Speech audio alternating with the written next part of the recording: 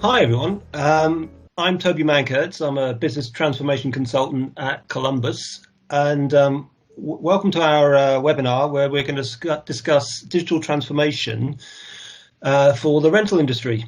I'm joined by Ian Kingstone, who is also a Columbus employee, business transformation manager, and Ian O'Reilly, who from Ainsco Crane Hire, who is IT director. I want to start just by asking Ian Kingstone, if I may. Ian, just for you, what's digital transformation? How would you define it? What does it mean to you? It's a very commonly used term, isn't it? Yeah, okay. Well, I see digital transformation as really business transformation, but using digital technologies, so new technologies that, IT and other new technologies. So I put the two things together really in the sense of the kind of things you need to do to transform your business and drive new value and change maybe the way you operate. But I also look at it as in a way of, you're enabling those changes or allowing you to change the way you operate through those digital technologies. And it's really important to me that you don't just focus on that technology piece, because although the technology piece is really important and having all the right technology to do what you need it to do and to allow you to make those changes, there is so much other things in the transformational part that drives the value that if you don't do those, you won't drive the value that you want. So I kind of put digital transformation together as technology and business transformation, which probably needs its own explanation, but there you go. Ian, how do you look at it? Yeah, I think you're generally right there in what you're saying, but I think there is a difference in digital transformation. So the specifics around that, in so much that the digitization of the transaction opens up a lot of things that you wouldn't necessarily see in a straight business transformation or historically in a business transformation. And the pace of doing things, that flexibility, I think you use the term value, where that value lives is very much feeds off and is fed by the digitization, so that digital transformation. So I think there is a difference. Yeah. It's subtle, but there's definitely a difference between digital transformation and leveraging that and kind of straight business transformation. I need to do this by a certain time, or I've got to change my operating model to be like that.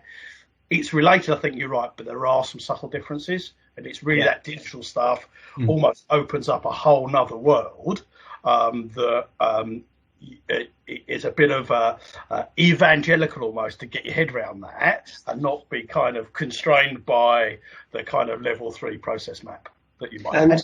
And for you, Ian, you've just obviously Ainsco have just been through a digital transformation program, and in fact, it's still ongoing, isn't it? Do you want to just set the scene for people who might be watching about what you've done, where you've come from, and that journey that you've been on? Yeah, so Ainsco, like a lot of rental businesses in the B2B environment, and Ainsco are predominantly in construction. It's large mobile cranes, 400 mobile cranes around the country. Historically, that industry hasn't been at the leading edge of digitization. So if you think about a journey of digitizing the transaction, digitizing the customer interaction, it would have started in consumer land. Your kind of Amazons of this world and eBays, et cetera, 10, 15 years ago. Now business to business uses some commonality around that. And some of the industries like construction, like crane hire, are kind of now starting to adopt that. So what Ainsco have done, the journey Ainsco have gone, has been largely customer driven. So a pull model from a customer, actually using that as a way of adding more value to the customer, but actually very much customer centric. So actually be driven by the priorities, by what the customer values over and above the efficiency in the transaction. That does exist, but very much there. So Ainsco, from a technology point of view, moved on to a Microsoft Dynamics ERP type solution a couple of years ago now, and really that opened up a number of opportunities where at the back office, things became digitized, and really the focus in the now and where Ainsco's at is in that front office. So how customers access information that AIMSCO has got, or how AIMSCO digitise what has been historically a fairly traditional manual construction, phone up and get a crane in a week's time type business. But you can, if you apply that to almost everything people do in their daily lives, consumer, or you apply it to how other business to business operations work in other sectors, that's, I don't want to be unkind, it's like a good few years now behind where that is. So seeing that in the rental space is very much what we're starting to see, and learning some of the lessons of what's been done elsewhere. So that sounds to me, from what you're saying, that the value that digital transformation has added to AIMSCO has been kind of twofold, really, or almost in two different spheres, where clearly there's stakeholder value, ownership value internally to AIMSCO, but your customers have actually pulled you along a journey, you were saying, and there's obviously you're able to deliver enhanced customer value now through transformation. Yeah, I think Toby, and I mean again Ian touched on this slightly in what he said at the beginning there. You can kind of put into three broad transformational buckets, for want of a better term. So there's around the improved customer experience. And we could probably spend an hour just talking about that in digital transformation, and that can be stickiness, it can be efficiency, and really, but efficiency is probably the second bucket. And from an AIMSCO viewpoint, that is a lot of internal operational efficiency and slickness of operation, access to information, understanding what's going on, and then the third one is around visibility. So that is about access to either making things visible to external customers, but visible in the organisation is really what's going on. And actually some of that's access to data, information interpretation, but also making some of that transactional stuff visible to the customer. So to bring that to life for you, in a service rental business like AIMSCO, some of the accreditation, some of the safety stuff probably there isn't anything else that's more important. But having visibility of that with the customer, so the customer can see digitally that accreditation, is hugely efficient, makes it really visible, and actually adds to that customer experience. It's quite sticky if other people aren't yet doing that in the industry. So you see, it's kind of that availability over and above what might be a straight base of the pyramid sort of transaction. Yeah. So it's kind of a blend then. You've got kind of productivity, operational kind of value that you've driven, like you said, through having transparency, information available to people, and then maybe some time savings and things like that attached to that. But that's all a dependency really to drive value for your customer in the rental space around responsiveness, expertise, kind of their ease of getting at information and their ease of doing service with you and the relationship you have with them, those types of values. Yeah, I think what's starting to happen, talking about service rental type industry, is back in the day, I was using the term back in the day, which means not only will I look like a wizened old geezer, I'm going to sound like a wizened old geezer. Back in the day, in retail businesses, where it was known as moving over the counter. So the technology was move over the counter to engage with a customer. And I think we're seeing that more and more now as we enter what will be the third decade of the 21st century in rental businesses and B2B service rental businesses, which has kind of bubbled along. But definitely we're seeing an exponential growth in that. And hence back to the original kind of question was, that's the digital transformation. And for AIMSCO, and I expect a lot of businesses, it will be customer centric and customer value based will really be the driver, and not so much the sort of old fashioned slightly transformation of I've got to save 5% on my transactional cost. Yeah. So more about strategic relationship type access, getting closer to the customer type values, and the customer proposition. It's digitization is part of the customer proposition. Therefore, you've got to transform that to get there, and we see that in lots of other industries. And I think now, for me and for AIMSCO, we're seeing that very much happening in rental and service rental businesses but globally and in the UK. And I guess also when you were talking about accreditation and getting that information available to the customer, it also I guess, helps you from a strategic and risk kind of point of view in the fact that you've got to have that information available for the customer. So therefore, you are doing all the steps you need to do from a risk or whatever kind of point of view. So it kind of drives from several, if you want, directions around the value which is that efficiency and visibility bucket I talked about, that you they're largely arbitrary where you put them, but you kind of naturally get in that stuff if you think about the transformation pretty holistically. Because if you just think about it in any one of those, so I'm just going to get a load of transactional efficiency, or if I'm just going to improve the customer experience, they're not mutually exclusive. Definitely in a digital world, in a connected to everything world, what is it, Internet of Things or whatever term you want to use, it's rare these days anything is insular like that. Well, so you're absolutely right, Ian.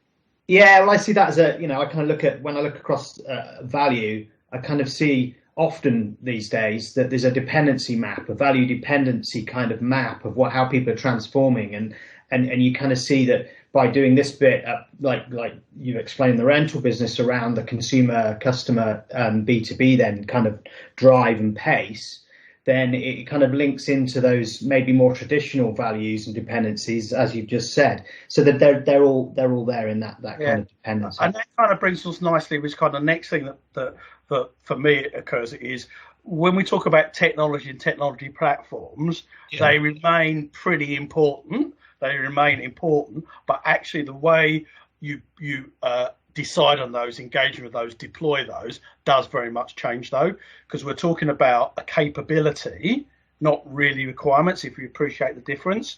So you're saying, what's the sort of thing I'm going to need to be capable for digital transformation, digitizing that customer interaction, and that's going to change. Well, that's exactly, and that's a cornerstone, isn't it, of transformation, digital capability, but equally with leadership capability as well, and which I think you're touching on slightly there as well, where you can have the most up-to-date state-of-the-art systems in place, but if it's not a top-down directive in the organisation to deliver transformation, really, it's just you're not going to get those levels of engagement, are you? Yeah, and you're right. I mean, that transformation requires. I'm yet to see. I've been around for 50 million years, almost as long as Toby, and I've yet to see one of these transformations be them, and I don't think digital is any different for me. That work bottom up. There's a leadership challenge, as there always is in the organisation, to enable that, to sponsor that, to push that, to drive that, to manage that, to control that. To actually make that win. So I think top down very much becomes the key. But that sort of enablement, and again back to what I said earlier on, of like thinking that end to end what you can do requires that top down approach. I think you're absolutely right. And then picking the right partner, all this sort of stuff goes together and creating an environment, almost a mini ecosystem where you can do that digital transformation. None of which is kind of new, but it's very easy in a digital world to kind of forget some of the common sense lessons of the past. So the philosophy that was good, well, you take those good things and use them in digital transformation. You just happen to be taking a broad view and a digital view of the world. And it's not a short-term journey either, is it? It's an investment that the organisation makes, or any organisation makes, and typically it's a multi-year plan. I just wonder. Never-ending plan, sure. I don't want to impress anybody who's watching this, but once you start on that digital journey, you've got your first fix of crack cocaine, haven't you? And you're on it for the rest of the organisation. Yeah. And so I guess what I wanted to sort of touch upon there then was, when you started out on this journey, you clearly had objectives and a vision in mind. And can you help us to understand how that has maybe changed slightly, or maybe you've met those expectations, or maybe your objectives change on the journey as you discovered technology capability. Yeah, I think for AINSCO, the origins of this most recent journey, parking the customer pool just for a moment, and that's pretty compelling, but that kind of came on the way. It didn't start out as AINSCO, right, we need to embrace digital transformation and these largely eclectic ideas. The original idea was we need a new finance system. But of course, once you start to look at that got you into how you build a customer, which then got you into, well, what information do we need to build a customer? Proof of hire. So moving that to a digital proof of hire, away from what is still in a lot of rentals, a rent agreement that you physically have to sign. That still exists I think we do it even in our day-to-day lives. So that then led into, that opens that digital bit up as regards that customer interaction. Well, hang on, that means we should do this, and you build on that. So it kind of, for AINSCO, it kind of evolved. And I'm not saying that's right or wrong, but for AINSCO it did that, but it evolved quite rapidly, and it became that the kind of back office transaction was driven and prioritised in order for the digital customer facing bit and the operational facing bit to actually work. And AINSCO has quite a mixed customer base, from some very small construction companies to global players, and from projects like HS2 and major network oil refineries, down to an independent builder who needs to do one crane job to move a heavy beam.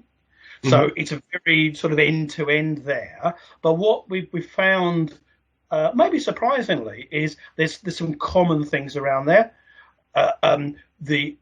Almost size is not necessarily a reflection of customers' desire to embrace the digitisation. But if it's efficient and sticky and easy, then almost why wouldn't you? And sometimes the bigger organisations have a little bit of inertia. So it isn't always starting with the big and moving to the small. I don't think size is really a thing there. But really that people point, I don't want to lose a people point you made there, Toby, because there was a good one in there, is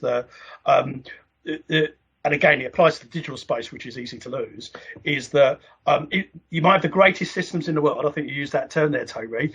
But if your people don't really know what they're doing, and you haven't got that lined up, forget it, it's not going to work. Equally, your systems can be a little bit flaky at the back end. It's kind of like Fred Flintstone's telly, if you know that analogy. But if your people are on it and spot on, you get away with it. So that people component, which is true in transformation, Ian, you're probably going to talk a little bit about that now, but it's still in digital.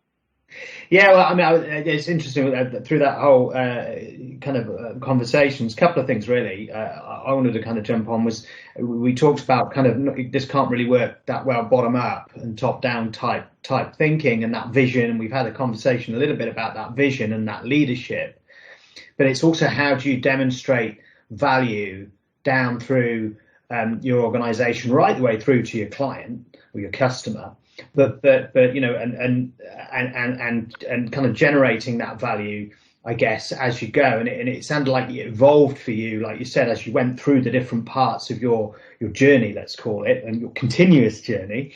Then you know, you've evolved new areas, new value, and new pieces. Have you kind of managed? Have you used any tools or anything to help you manage that process, so to speak? I think there's a couple of things, Ian, for me and for AINSCO. There is definitely a role that the partner plays in this. Yeah. So a partner should be bringing that to the table or facilitating that, because that's very much part of the partner space. And I'm sure Columbus do that on every job, but it's very much it's so getting a partner that you can work with where the chemistry's right. Yeah. That's much to happen. So I think that's definitely get the right partner and bring that through that space is definitely something that is key to it, because a lot of this stuff is taking something that's been done elsewhere and kind of laterally thinking it. So you apply it to the specific of your company or industry. It's really, really rare that something is the first time it's ever been done in the world, especially in B2B commerce. Absolutely. I think so. Does it never? But I think so. So I think that the partner space there is absolutely critical. In addition, we mentioned the top-down sponsorship. So having a view of that sort of not today's problem, but what almost tomorrow problem is going to be a little bit, and just not saying what's it like now, what's it going to be like next year, and the further you go out, the more difficult it is, but just having that little bit of a long-term view as regards, well, actually, we should be getting in this direction of travel is probably the best term. So hence your top level of that. And then making sure that kind of the journey you embark on is realistic and it's going to work. So, and again, partner can help you a bit on this, but not exclusively. That we've all seen it where the digital vision is beautiful and it's pure, it's lovely, but you're never going to get there because it's like going from living in a cave to building the space shuttle. Yeah. So maybe just get a bicycle to start with, and so you can move around. But that's kind of capability, isn't it? You were talking about it earlier, and it comes back to it. It's building that capability and evolving that capability on that journey, not being frightened to maybe stretch towards that utopia vision of where the world would like to be, and having that vision and maybe being quite bold in that vision, but with the knowledge that it's going to take some development of capability, maybe maturity of some of the way you do things as an organization, and maybe some of the techniques you use, while going after certain value as you involved it. Would that be fair to say? Yeah, and Ian, I think you mentioned there's some tools, but so one of the tools, so roadmap type stuff. Yeah. Give you direction to travel. It may not paint you into a corner specifically, not in the medium term. So having a digital roadmap, which is in effect, I think we've probably come to the conclusion amongst us three anyway, that the digital transformation is the business transformation. So having that transformational roadmap is absolutely one of the tools that you would always hope to be there. And even if it's developed a little bit on the way and done journey, but it is an artifact, if you like, that does exist. And there is some established view in the organisation which everyone can relate to, hopefully understand, that is that roadmap. So I think roadmap tools will be a big thing for me. And AIMSCO done a very similar thing. That's something that I personally kind of push quite a lot, is to make sure the senior guys understood the roadmap to a level that it made sense and could buy into it. But not necessarily at a level of detail where you're trying to sort of Dilbert cartoon techie people to death. And Ian, I just wanted to ask you there, because you've sort of touched on it a few times about governance, really, of digital transformation. I think there's a lot of, you've stressed how important that has been to maintain pace of change and maintain sort of cadence. So how have you guys at AIMSCO managed that, or what tips would you give other people who are starting out on this journey about how to manage a digital transformation program? And then I've got a secondary question I want to touch on as well about internal benefits to at process level and at employee level, which perhaps were unexpected, but are unexpected positives and nice surprises. So just a couple of points there, if you don't mind. Yeah, so I think for AIMSCO, I don't think AIMSCO is unique as an organisation to other organisations, but AIMSCO very much embraced sort of internal view and then expanded. So what I mean by that means that people were seconded out of the operational business to work on the digital transformation. They weren't kind of digital Harry Hill big collar marketeers. They were people who had long service in the business, but quite forward thinking, enlightened, and a lot of commitment to the business. That worked really well for AIMSCO. And those people have developed over sort of 18 months, 2 years to be the advocates, but also the business change managers. So they've been part of the people who've helped the rest of the organisation, steered it, but also embedded that digital transformation on the way. So getting people in the organisation who kind of live and breathe it is really powerful if you can do it. So I definitely say that's been something AIMSCO's done really well, and it's worked really well around that space. So I think that definitely works well. In addition, that sort of transformational journey is, for me, I wouldn't get too het up on predicting exactly to the nth degree where you're going to end up. So objectives are probably more important than the detailed technical architecture plan to bring it right back to technology. So what are we trying to achieve? Never lose sight of those objectives, but expecting what you do on the way to change a bit. So if we were talking about a never-ending journey, or Toby, I think you said a 2-year journey or something like that. Multi-year, One thing we can say for certain is where any organisation thinks they're going to end up is not where they're going to end up. The world's like that. So that kind of flexibility, that mental agility is the thing. The other point I'd make is to move fast, and these are all fairly standard business transformation concepts, is the faster you move, the tighter you have to control it, stroke manage it. Don't confuse that with some of the sort of Prince to governance stuff. That's not that you need some of that good stuff. That's not what I'm saying. But so day-to-day management of that, being close to it, enables you to move fast. Yeah. And that's a little and often, if that makes sense. So some stuff we've done, and Toby, we've done a bit of this, is like a 10-minute check-in every 3 times a week to stay really close to what's going on. So from top down, everyone kind of has got enough that we're pushing in the right direction. So that works really well. And some of the digitization space, so the prototype and show, the show and tell, the kind of sprint type language, it lends itself anyway, because people kind of it's much easier to get what's being done if you can see it, touch it, kind of visualize it, which you can do in the digital space. It's much more difficult to do with an eclectic business process. So I'd argue some of the, and Ian, this is back to your point, that some of the digital transformation is actually a little bit easier because than some of the more straight historic business transformation. What do you think? Well, I totally agree with that iterative type way of working. And what was actually going through my mind when you were talking about that, and another question that I kind of wanted to come in with, but I wanted to let you finish here, was how do you manage that? And also, I got to Toby's other question as well. So I've got it parked in here. Yeah.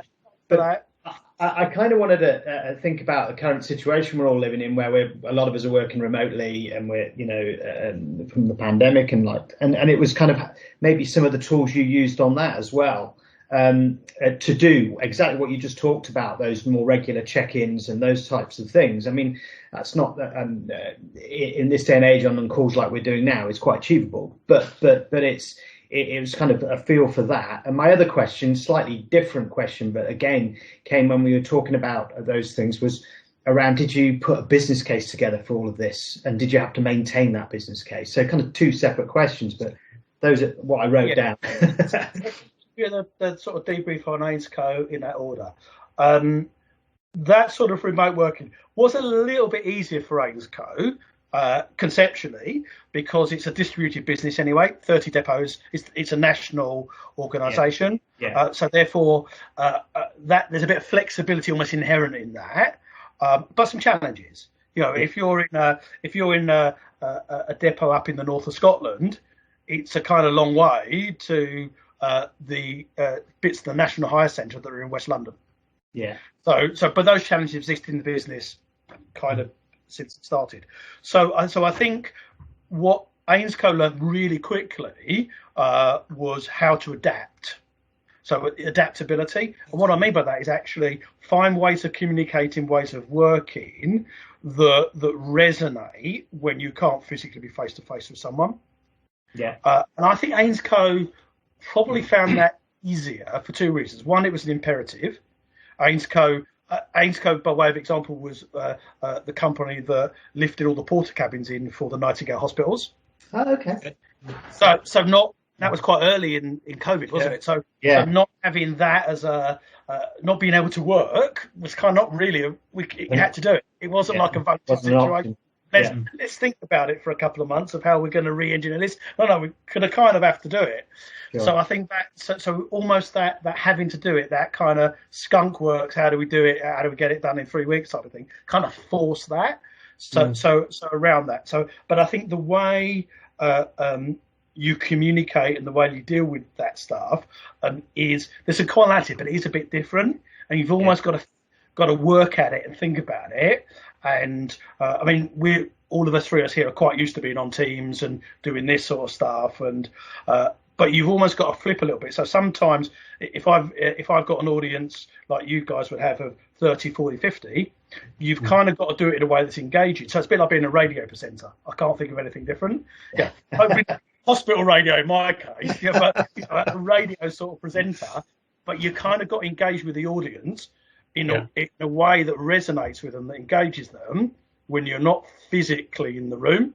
It's an energy thing, isn't it? It's driving that. Exactly. And again, that helps you with transformation. So you kind of that's all about that taking it with them. So I think yes, but you got to work it. And personally, I don't accept 1 minute there's any barrier reason not to do stuff remotely. I've worked for organisations, grew up in organisations which were global. Yeah. So you've got this office in Athens, who, if you turned up in the nicest possible way, the Greek guys weren't always pleased to see you. They might have been really nice and polite, but you knew as soon as you went, they were going to do something else regardless. But you had to get them on the phone on a teleconference call, and you really need them to do that in the next 3 months. And you found a way of doing it. Yeah. So the skill set exists. We've all done it to a later extent, and this almost exacerbates that. So I think your transformation, and then also, again, I keep hopping back on this, you've got to have a partner that can kind of gel with you and work like that. Yeah. So if a partner's kind of in that old school, I have to come on site and I never see you on a Friday, not that there are organisations like that, and I'm sure Columbus aren't like that, but that kind of old school kind of thing, I don't think really works.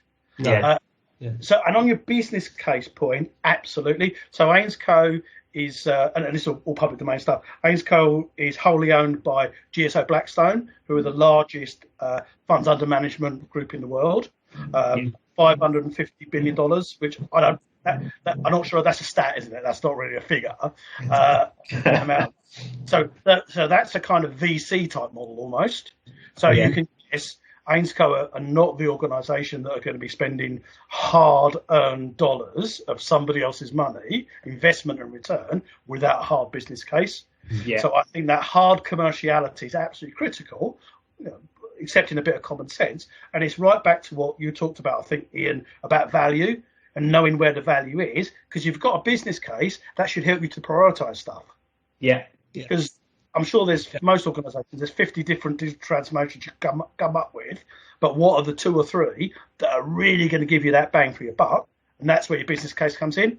And which order to do them in, and which way to go about that, and what's going to drive, and what's dependent on. So how can I build off a small bit of value here to create a lot of value over here, and linking all that together. And then part of that, if you want to just go on. Sorry, I was going to say. There's a bit of philosophy that I can't resist that falls off of that. Is that it's for me, it's good if a business case is produced and then the organisation decides that the business case is not made. Because how often that tends to be the exception, doesn't it? We've all sat there. I did the business case to get it signed off to get the work done. No. You did a business case to review it objectively to actually say, what is this really the right thing to do? Because there's a good chance it wasn't the right thing, which means you should reset it, modify it, do something slightly different to get you the right business case. So sorry, Toby. I know you want to say something, but also. That's so important. You've hit on such an important point to me. In that if you have got a business case that stacks up, you've then got a conversation you can have top down or across the organisation or with your customers about how and what you're trying to do.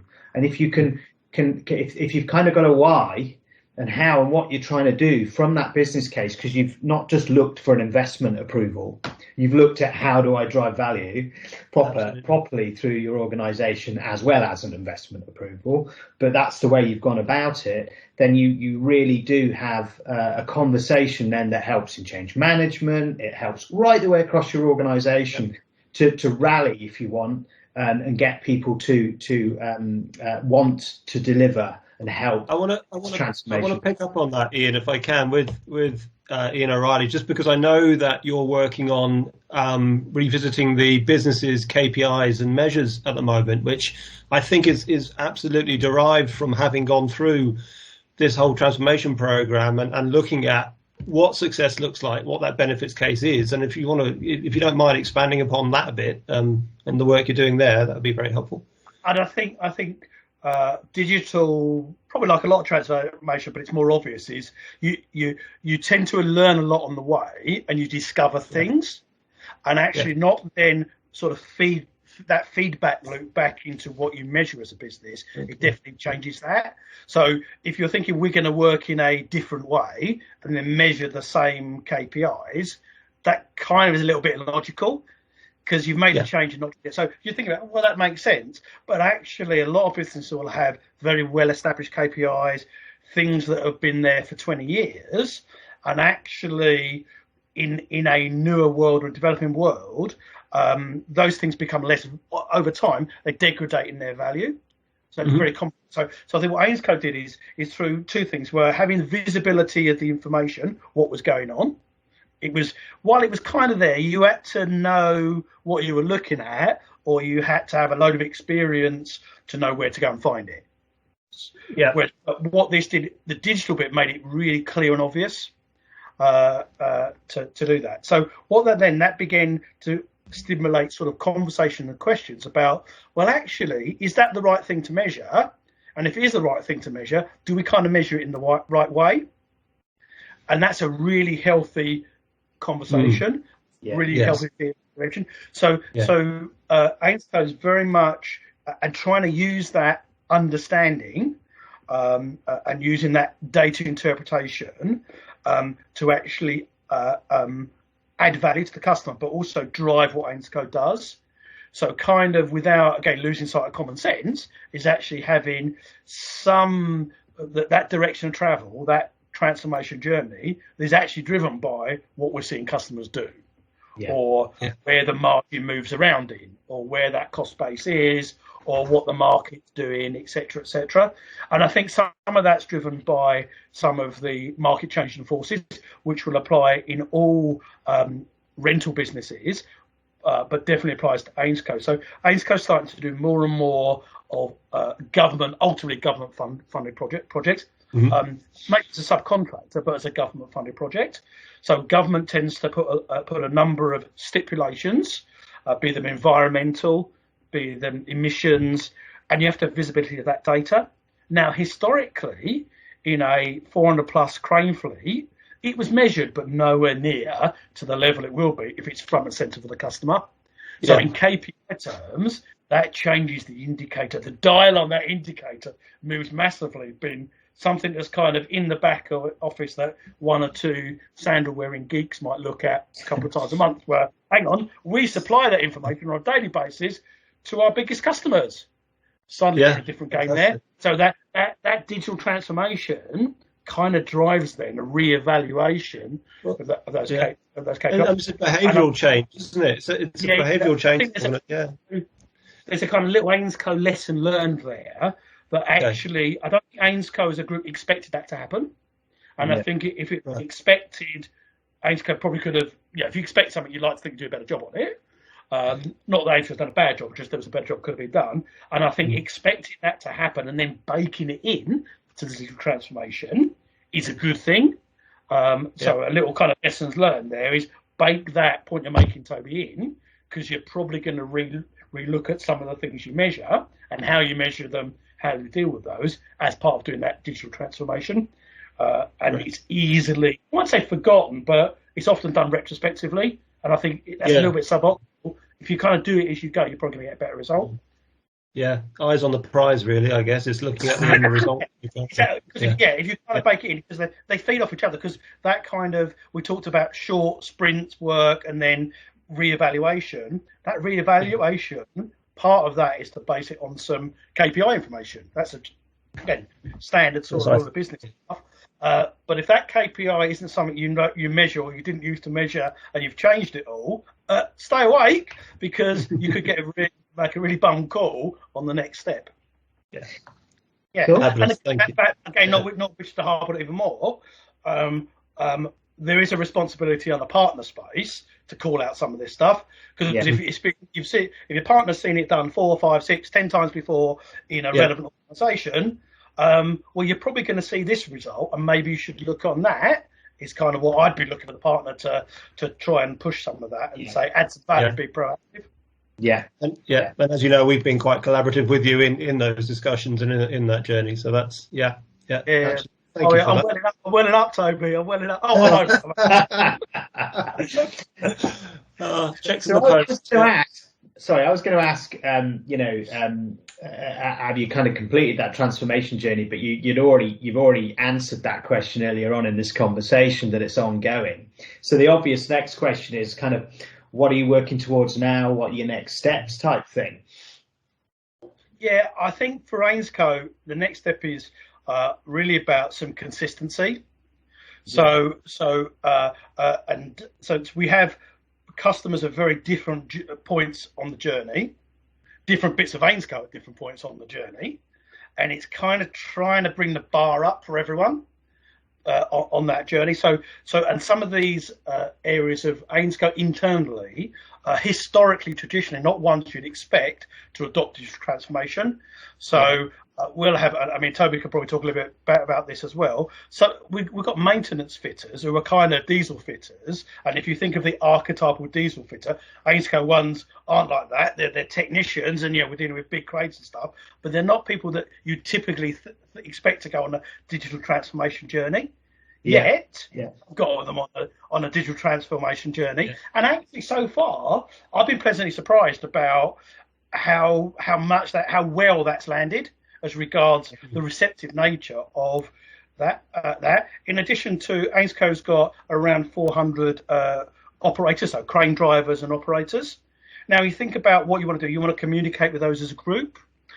You want to have a secure way of dealing with that. You want to record what they're doing. You want to use video to see what they're doing, because you can't, in a COVID times, go on site and do all that stuff.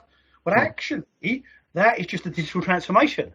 Yeah. So you kind of say, so I think Ainsco's now getting that consistency on, well, we've got this capability, but only 20% of our customers are really using it. How do we kind of get that expanded? Or we've got this sort of digital capability, but we don't really take full advantage of it because there are big populations that are at a different point in the journey. So I think that's why I say almost never ends, because you kind of will do that round, and then so the theme really is getting the most out of what we got. And finding new value along the way, and every time you look at that, you spot another piece over there, and you can go and work after that. Yeah. So I think the point I'm making, Toby, and I think this is probably a question for you, is that actually the obvious digital transformations, it's very easy just to jump on those and miss some of the ones that are historically less obvious, but they could be where the value is. Yeah, no, you're absolutely right. I mean, as you hinted at there or alluded to, I've been working with you guys on introducing asset management, computerized maintenance management system to replace your existing model. And the enthusiasm that I've seen from your teams of mechanics and technicians and your leadership team in that area has been fantastic. There's a lot of good ideas that guys have clearly been wanting to implement and introduce, and they see this as a great opportunity to say, well, let's utilize the tools, the technology, let's see what we've got there, and let's make this happen, because there's loads of things we can do to be more efficient. There's loads of things we can do to have more commonality. So we've got common processes in place, ways of working, those sorts of things. So it's been an absolute kind of joy, really, to work with the guys who've every meeting there's a large number of ideas, and we at one stage I think we were almost trying to call time out and saying, look, let's just try and deliver something and then enhance it. But and because if we don't get something out the door, then we won't get the opportunity to build on it. We'll be always in design mode, So yeah, it's been great. It's not. Yeah, exactly. And it's not the first area you'd think of, the maintenance of a fleet of cranes as being right for digital transformation. But it's really been seized, and they've run with it really well. So yeah. Yeah, absolutely. And then I think there's a commercial point that comes from that, which we kind of skated over a little bit when we talked about the business case, that there should be, for most organisations, a high commercial value to the digitisation. And almost for me, if you can't quite articulate that and you can't quite find it, they probably need to spend a little bit more time on it and finding it.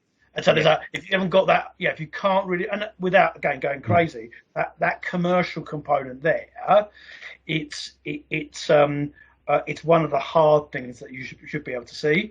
And I think that, and it might not be quite look at it in the right. You have to look in a slightly different way to find it. But I think that hard commercial point is transformation, and definitely digital one, because I think, as you said, it's easy to spend a lot of time and money and not actually achieve anything that really makes a difference to the organisation or to the customer or to the commercial bottom line. So if you can't demonstrate to me how this saves money or makes money, I'd seriously question whether you should be doing it.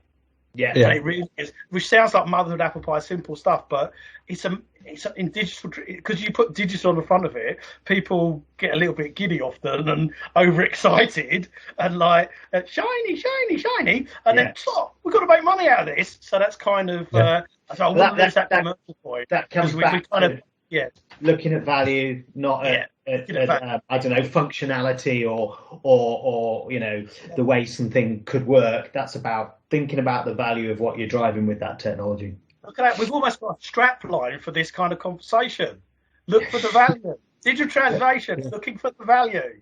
Yeah, exactly. A new value, not just making a little bit more on your revenue or cutting a few costs. Look for new value. And that to me really is transformation, new value. Correct. And that, because actually, and as you say there, if it isn't transformative, it's not transformation, is it? And so it has to have that. I think. Sorry. Well, look, Ian, we're coming to time really, and it's been absolutely wonderful to speak to you. So thanks ever so much for today, and for joining in this conversation with Toby and I. It's been great. And to everybody else for joining us today and watching this webinar. There'll be a link to a recorded version.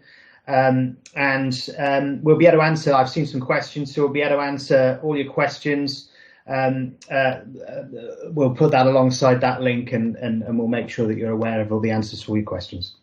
So thank you, Ian. Thank you. Great. Guys, thank you very much.